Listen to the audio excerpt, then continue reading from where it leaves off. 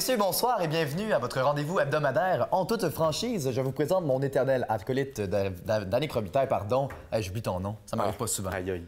Je t'aime beaucoup d'habitude en plus, ça sent mal.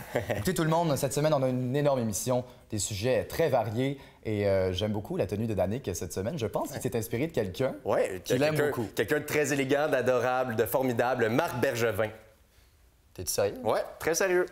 Bon, je pensais que c'était quelqu'un d'autre que tu allais mentionner. C'est pas grave. Marc, je t'aime beaucoup. D'ailleurs, Marc Bergevin, il sera question de toi dans quelques instants. Mais tout d'abord, c'était la fin du Combine dans la NFL cette semaine. De très bons jeunes talents qui se sont démarqués cette semaine, Danick. Je veux te poser 3 questions d'abord.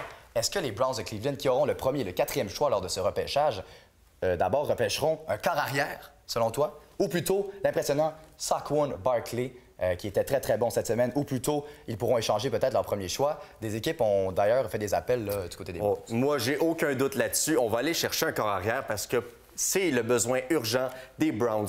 À cette position-là, on n'a pas de succès du tout. Et cette année, DeShone Kizer, qui a connu une saison misérable, tout comme son équipe, avec un grand total de 0 victoire. Et habituellement, on s'en parle. Oui, on doit repêcher le meilleur joueur disponible, mais c'est pas le cas pour les Browns parce que le besoin urgent, comme je te dis, c'est au poste de corps arrière. Ah, ça a fait pitié. Il y a même eu une balade, si je peux l'appeler comme ça, une parade de la défaite à Cleveland. Aucune victoire. On en a entendu un peu parler partout là, dans les médias sociaux. C'est triste. Là. On a entendu parler et moi, je vais te dire ça tout de suite. L'homme de la situation pour les Browns, c'est M. Sam Darnold. Pourquoi Sam Darnold? Pourquoi Sam Darnold? On regarde ça là, avec Southern California, le USC au football collégial. Ça a été plus de 4000 verges en 2017 et il a mené son équipe à une victoire au Rose Bowl et une fiche de 11-3 cette année. Donc, c'est l'homme de la situation. Il est bon dans des matchs importants. C'est lui que les Browns doivent aller chercher. Johnny Manziel, ça n'avait pas marché il y a quelques années. Lui, ça va marcher. Johnny Manziel, c'est un fiasco total, effectivement. Et Danick, une autre équipe qui va repêcher très haut cette année, c'est le Canadien de Montréal. Du côté de la Ligue nationale de hockey. Le Canadien qui, est au bas du classement. Ça ne se passe pas très bien à Montréal. Et là, ce que je te demande, Danick, il y a eu des rumeurs. Pacioretty, peut-être aurait pu quitter, n'a pas quitté finalement. Bergevin, son poste est-il en danger? Je veux savoir qui va quitter l'an prochain en premier à Montréal. Oh, bien en premier, OK. Ça va être Pacioretty. Oui, Pacioretty, le capitaine du Canadien, qui n'aurait jamais dû l'être, on va se le dire. C'est un joueur, selon moi, qui est égocentrique, qui pense à son petit but, qui ne va pas dans les coins, qui n'est pas là pour ses coéquipiers. Il a des relations tendues, ne mérite pas de rester ici. Et Marc Bergevin...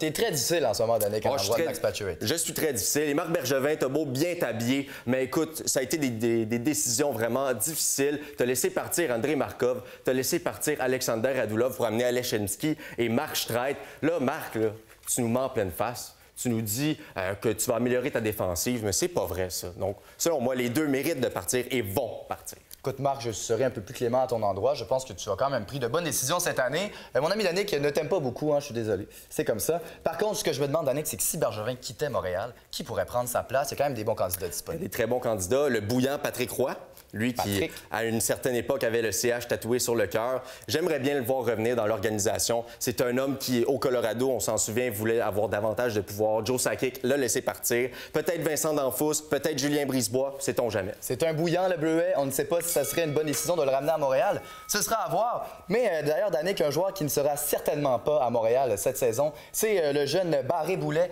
qui détruit tout en ce moment avec l'Armada de Blainville-Boisbriand dans la Ligue junior majeure du Québec. Vraiment un joueur dominant, un premier pointeur.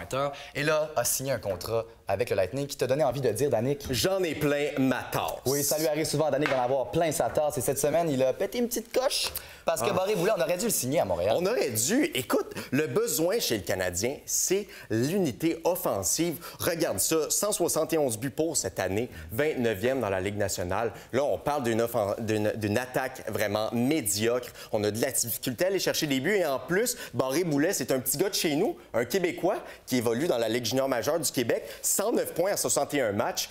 Écoute, on aurait dû aller le chercher. Tu l'as dit toi-même, c'est un petit joueur. Et à Montréal, on n'aime pas les petits joueurs. Ils ne font pas long feu. Dernay, bye-bye, il est déjà parti. L'éternel débat des petits joueurs. Mais on va se le dire, les petits joueurs. En veux-tu des petits joueurs non repêchés? Jonathan Marchessault, 65 points cette année, meilleur pointeur chez les Golden Knights. Un certain Martin Saint-Louis. Je ne sais pas si tu te rappelles de lui, mais son numéro est retiré au Amalie Arena avec le Lightning de Tampa Bay. Mais aussi Yannick Gourde, 5 pieds 9, recrue du mois de février, un autre produit de chez nous. Pourquoi Marc Bergevin ne fait pas appel à ces joueurs-là? On a besoin d'attaque ici à Montréal. Réveille-toi, Marc! C'était le segment pas en toute franchise, désolé. C'était le segment j'ai pété ma coche avec la petite tasse. Ouais. Puis t'as vraiment pété ta petite coche cette fois-ci, Danick. Et on poursuit immédiatement avec un autre jeune Québécois plutôt qui performe bien, pas dans le hockey cette fois-ci. C'est Lance Stroll en F1. Et cette semaine, il était justement en action à Barcelone. Ce sont les essais de pré-saison, la 6e journée pour être plus précis. Et Lance Stroll a terminé 10e lors de cette séance. Une bonne performance, mais loin derrière un autre qui a connu encore une meilleure journée que lui. Ouais, là, je vais me calmer un petit peu parce que Lance Stroll, lui, on a des meilleures attentes envers lui. Après une saison 2017 d'apprentissage, il y avait eu notamment un podium en Azerbaïdjan, oui, 3e place, une belle performance. Là, cette année, c'est le temps de performer. Lance Stroll, lui, l'avait même mentionné la semaine dernière. Il s'était dit qu'il était confortable, se sentait bien et là, il est prêt à prendre le pas en avant. C'est ça. Il est prêt. Lance Stroll, on lui souhaite un top 10. On pense qu'il est capable. Déjà là, 10e à date dans ces essais-là. Et la compétition sera féroce. Toutefois, Daniel Ricciardo, avec Red Bull, a connu le temps de référence, un record sur le circuit de Barcelone. Et les Mercedes ne sont pas loin derrière encore une fois. Les Mercedes, tu m'as parlé de Ricciardo, qui est un pas pire client, on va se le dire. Mais là, Lewis Hamilton, franchement. Lewis Hamilton, l'indétrônable, tu le dis, quadruple champion du monde, 2008. 2014, 2015 et l'an passant, 2017. Hamilton, aucun signe de ralentissement autant au niveau du classement que dans son bolide. Hamilton, pour moi, c'est la crème de la crème, indétrônable. Et Hamilton, qui encore une fois est dominant, n'a pas fini premier de cette séance de la 6e journée, mais tout de même a bien performé. Et Lance Stroll, moi, je te souhaite la meilleure des chances parce que tu es un petit gars de chez nous et on est fiers de toi. Et un autre petit gars de chez nous qui a évolué avec l'Impact, un joueur de l'organisation, Balou Jean-Yves Tabla, nous a quittés malheureusement il y a quelques semaines, a été prêté au FC Barcelone B, l'équipe B, en fond, du FC Barcelone. Et il a eu sa chance là-bas. A été rappelé cette semaine pour faire partie de l'équipe A, car c'était la Supercoupe de Catalogne contre l'Espagnol. Malheureusement, n'a pas joué lors de ce match, a été réserviste. Et là, ce que je te demande, Danick, c'est est-ce qu'il a le talent nécessaire pour un jour espérer, croire, percer l'alignement du FC Barcelone? À 18 ans, te rendre à Barcelone, c'est quand même, il faut le faire. Et Balou Tabla a quitté l'Impact exactement pour cette raison, pour avoir du succès en Europe et aller évoluer avec les grandes équipes. Et là, il a été appelé par l'équipe. On croit en lui. Il a énormément de potentiel. Selon moi, il va percer avec Barcelone. Et là, ça me rappelle étrangement le cas de Patrice Bernier, qui, un peu plus jeune, avait quitté lui aussi pour l'Europe, avait joué en Norvège, en Allemagne, au Danemark. Et là, ce que je te demande, c'est est-ce que peut-être un jour, on pourrait espérer revoir Balou Tabla à Montréal porter le bleu, blanc, noir? Non, absolument pas. Balou Tabla va évoluer toute sa carrière en Europe. Et l'important, Balou Tabla, c'est son sens du jeu. C'est exactement ce qu'il le représente. Il est bon avec et sans le ballon. C'est un joueur extrêmement intelligent. Et c'est un joueur qui, OK, en MLS, il ne reviendra pas. Et la MLS est reconnue, tu le sais, comme une ligue de vieux, les Drogba qui reviennent, les Divayo, etc. Mais Tabla, lui, va connaître une très belle carrière en Europe et je lui lève mon chapeau d'être allé avec Barcelone. Malheureusement, c'est pas le seul qui a quitté. Carl Laren aussi, avec le Orlando City FC, lui avait quitté un peu plus tôt en saison. On perd de bons éléments. Dommage pour la MLS.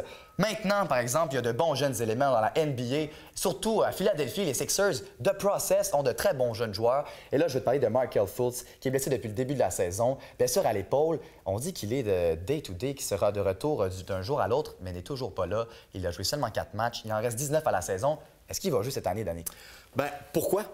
On n'a pas besoin de presser son retour parce qu'avec les Joel Embiid, avec les Ben Simmons qui connaissent beaucoup de succès avec les Sixers, on a une excellente relève chez cette équipe. Pourquoi on devrait presser son retour? Il a seulement 19 matchs joués cette année. Oui, c'est un joyau de l'organisation et ça risque d'être toute une vedette dans la Ligue, dans la NBA. Mais on n'a aucun besoin de faire ça. On est très bien positionné en ce moment. On est au 6e rang dans la conférence de l'Est avec une fiche de 35 victoires et 28 défaites. Ça va bien à Philadelphie. On prend notre temps. Ça va bien. Et là, je te lance sur une piste dangereuse car je te demande, avec un Markelle Fultz en santé, avec un Joel Embiid, avec un Ben Simmons et peut-être même un LeBron James, car les partisans des Sixers veulent le voir venir à Philadelphie. Ils ont payé pour des affiches sur le bord de l'autoroute. Join the process, là, LeBron. Thomas, ça, moi, te voir, LeBron. Thomas, on se calme. On se calme. LeBron James à Philadelphie, là, tu vis dans quel monde, franchement? LeBron James... On s'entend qu'il fait exprès. Il fait monter les enchères. Il dit qu'il est intéressé à telle équipe, telle équipe, telle équipe, aux Lakers, blablabla. LeBron va rester avec les Cavaliers. On le sait tous. Il veut faire plus d'argent. Bon, toi, tu crois en l'argent, moi, je crois au rêve. Je te souhaite, LeBron, peut-être de joindre cette organisation-là. Une très bonne organisation. Et ça m'amène, Danick, à te parler des Jeux olympiques de Pyeongchang qui se sont terminés, malheureusement, le 25 février. J'étais triste. J'ai beaucoup aimé suivre les Olympiques. Et cette année, on doit se l'avouer, il y a eu une grosse déception du côté canadien en termes de curling. L'équipe masculine menée par Kevin Ko a perdu le match de la finale, le match de la médaille de bronze contre la Suisse. Et l'équipe féminine menée par Rachel Oman, 6e place. Décevant de ce côté-là. Danny, qu'est-ce qui s'est passé aux Olympiques? Oui, ça a été décevant, mais je te dirais pas que c'est inquiétant. Parce que curling mixte, nouvelle discipline cette année. On a remporté l'or de façon fulgurante. L'équipe de Caitlin Laws et John Morris ont connu tout un parcours. Après avoir perdu leur premier match, on a tout remporté. On s'est rendu à la médaille d'or. Il n'y a pas de quoi s'inquiéter au niveau du curling canadien. Moi, selon moi, ça va bien. On va s'en remettre. Et on a eu la chance de voir de jeunes talents lors du Scotties et le Brier. Là, ce que je te demande, Danick, est-ce que la relève brille de mille feux au curling? Oui, la relève brille de mille feux, malgré le fait qu'on doit faire un constat d'échec aux Jeux olympiques de Pyeongchang au niveau masculin et féminin. Regarde l'équipe Québec qui s'est amenée au tournoi des cœurs Scotties. Une surprise, là, tout de même. Une grosse surprise parce que toutes les joueuses ont moins de 20 ans sur cette équipe-là. Écoute, ça a été tout un tournoi des cœurs pour eux. Malgré le fait qu'on ne s'est pas qualifié en ronde éliminatoire, on a quand même réussi à soutirer 3 victoires dans ce tournoi et on avait vraiment surpris tout le monde au championnat québécois pour se faire une place dans ce tournoi quand même très renommé. Oui, un tournoi de renommée. Et on souhaite la meilleure des chances à notre équipe québécoise qui continuera de performer prochainement. Et Danick, j'ai envie de te parler d'un jeune, un autre très jeune qui performe extrêmement bien de mille feux, comme j'ai mentionné plus tôt. C'est le japonais Shohei Ohtani. Lui qui a été signé par les Angels de Los Angeles cet été. On est allé chercher à gros prix. Et là, je veux savoir, Danick, c'est le temps de notre segment En toute franchise. Je te pose 3 questions et rapidement, tu me dis si oui ou non tu es d'accord. Parfait. Alors, je veux savoir si sa polyvalence lance une nouvelle tendance au sein de la Ligue. On le sait, des joueurs qui peuvent un peu tout faire. Oui. Toute une polyvalence parce que non seulement sa balle rapide atteint les 165 km/h. C'est rapide. Ça, c'est rapide. Et en plus, il est capable de frapper des circuits. Il a frappé 22 circuits pendant une saison en Ligue japonaise. Donc, c'est tout un joueur. Et là, justement, penses-tu qu'il y a une équipe de la nationale qui a tenté d'aller le chercher? On sait, dans la nationale, le lanceur fait partie obligatoirement de la rotation. Est-ce que tu penses qu'il y a une équipe qui a vraiment voulu aller le chercher pour ça? Oui, les Dodgers étant dans le coup. Mais Ohtani, pour lui, ça ne change pas grand-chose. Pourquoi? Parce que dans la Ligue américaine, on peut l'utiliser comme frappeur désigné. Donc, selon moi, Ohtani n'avait pas vraiment de raison de plus d'aller dans la nationale. Et c'était une équipe comme les autres. Il a son opportunité avec les Angels. Et là, tu me dis frappeur désigné plus Angels égale Albert Pujols en fin de carrière. Lui, est-ce que ça signifie la fin, peut-être, pour lui? Non, ça signifie avec l'arrivée de ce jeune-là, non? Non, je ne pense pas, parce qu'Albert Pujols, il est capable de jouer au premier but. Et Pujols, à 37 ans, a encore des bonnes années dans le corps. Il a eu toute une saison l'an passé, encore une fois. Pujols, c'est toute une carrière. Ohtani, son arrivée, ça va juste améliorer l'attaque des Angels avec notamment Mike Trout. Et les Angels, ils seront à suivre, à surveiller. On va les surveiller lors de la prochaine saison. Et on passe du marbre au ring, car Danick, on le sait, Adonis Stevenson affrontera Badou Jack le 19 mai prochain. Mais là, ce qu'on veut tous savoir, là, en toute franchise, c'est peut-être qu'il devrait affronter un autre boxeur. On souhaiterait qu'il affronte quelqu'un d'autre. Ça fait longtemps que ça aurait dû arriver. Eleider Alvarez, lui, qui mérite sa chance depuis 2015, est l'aspirant numéro 1. Au titre d'Adonis, lui qui a une fiche fulgurante de 23 victoires, aucune défaite, 11 KO. Alvarez, lui, ça a été insultant pour lui. Pas à peu près. Puis là, il a fait ses preuves en plus en battant Jean-Pascal, en battant Luciane Boutet. Là, Alvarez, il n'a rien à faire de plus. Là, son combat, il l'a mérité. Et Yvon Michel qui a crié sur tous les toits, là, qui voulait bien l'entendre, qu'il y aurait un combat entre les deux hommes. Pourtant, ce n'est pas arrivé. Là, c'est peut-être un petit peu une claque au visage d'Alvarez. Il n'y a aucun doute là-dessus. Alvarez, lui, on lui avait fait des promesses. Même le combat avait été annoncé. C'est le combat que tout le monde veut voir.